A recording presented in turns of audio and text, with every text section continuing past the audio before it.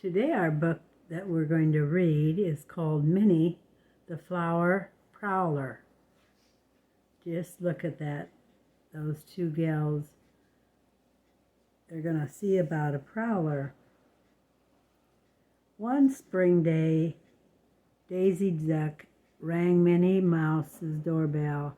Hi, Minnie, Daisy said. I brought you home some marigolds from my garden. Daisy, you're a dear, said Minnie. They'll look perfect with my daffodils. Definitely, Daisy agreed. Daffodils are my favorite flower.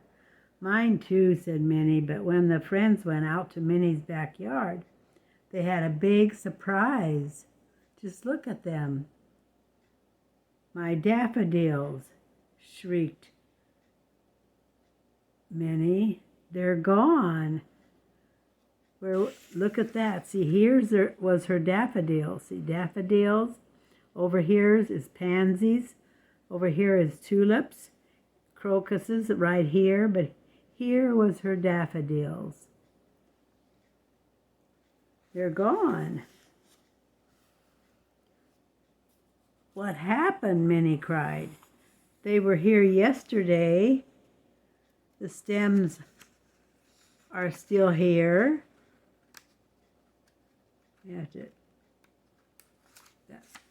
The stems are still here, Daisy pointed out.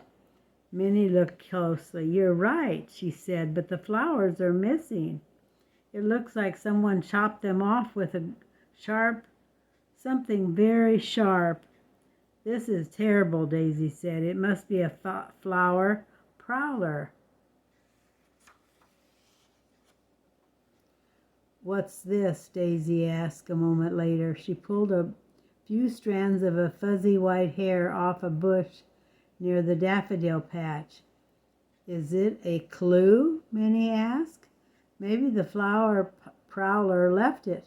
Maybe, Daisy said, or maybe it's from Fluff's fluffy bow. Down here was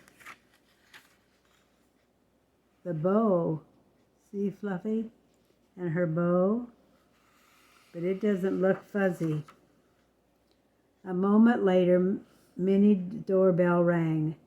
Mickey Mouse was standing on the porch. Hi, Minnie, he said shyly. I brought you a present. He held out a big bunch of daffodils, and they were tied with a fluffy ribbon. Oh, Mickey, Minnie cried. How could you? You cut my daffodils. What do you mean, Minnie? Mickey exclaimed.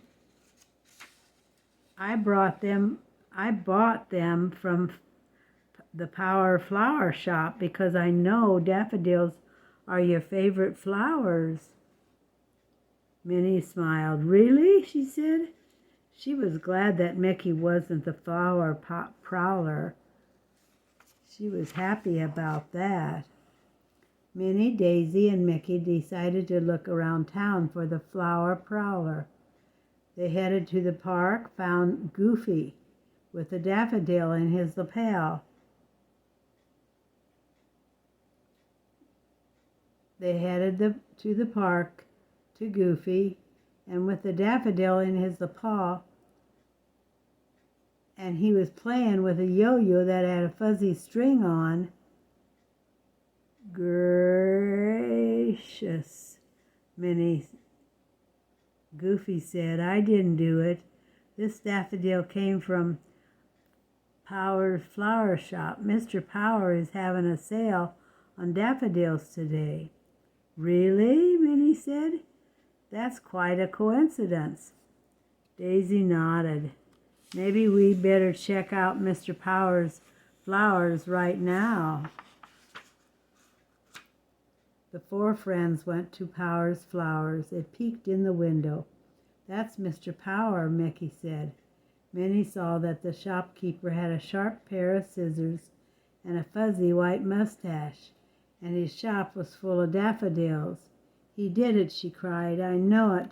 He did it. He took my daffodils. Daffodil sale. That's what it says up there. Let's see what happened. Minnie and her friends burst into the shop. "Where do you get all these daffodils?" Minnie asked. "From a farmer named Mrs. Pote," Mr. Prowler answered. "She delivers daffodils here every day, but today she brought dozens of extras." "Ah," thought Minnie. "Where can we find her?" she asked.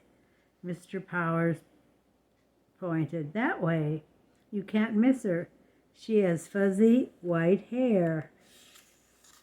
Now they're going to see if they can find her. Mrs. Pote's farm was called Pote's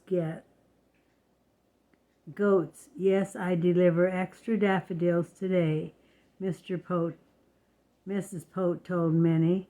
"My favorite goat, Flower, usually eats a lot of them as soon as they bloom, but today she didn't seem very hungry." So she has a goat. Oh my goodness. That gave Minnie an idea. "May I see Flower?" she asked. Mrs. Pote led the friends to a pen, but there was no goat inside. "Oh dear," said Mrs. Pote, cried. "She must have escaped." "Look, there's a hole in the fence," Mickey said, pointing to the fence. "Now what do we do?" Daisy exclaimed. "Not only are Minnie's daffodils gone, but so is Mrs. Pote's goat." Said Minnie, deep in thought. "Maybe these two mysteries are connected." "What do you mean, Minnie?" Daisy asked. "I just figured out who the flower prowler might be," Minnie exclaimed. "It's someone who really likes daffodils. It's someone who likes them even better than we do." Daisy held up a fuzzy strand of hair. "Don't forget this," she reminded Minnie. "Isn't it still a clue?" "It sure is," Minnie agreed.